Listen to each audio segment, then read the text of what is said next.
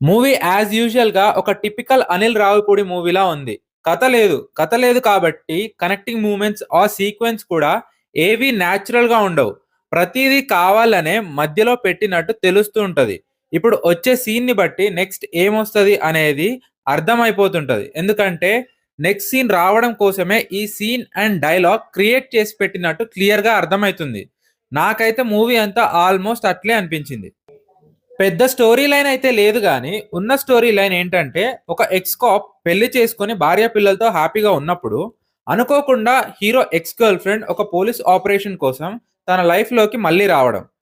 ఆ ఆపరేషన్‌కి భార్య అండ్ ఫ్యామిలీ మెంబర్స్‌తో వెళ్ళినప్పుడు, ఆ భార్య అండ్ ఎక్స్ గర్ల్ ఫ్రెండ్ మధ్యలో హీరోకి ఎలాంటి సిట్యుయేషన్స్ ఉంటాయి, అండ్ ఆ ఫ్యామిలీ మెంబర్స్‌తో పోలీస్ ఆపరేషన్‌లో ఎలాంటి కాంప్లికేషన్స్ ఉంటాయి అనేది ఫన్నీగా ప్రెజెంట్ చేసే ప్రయత్నం చేశారు.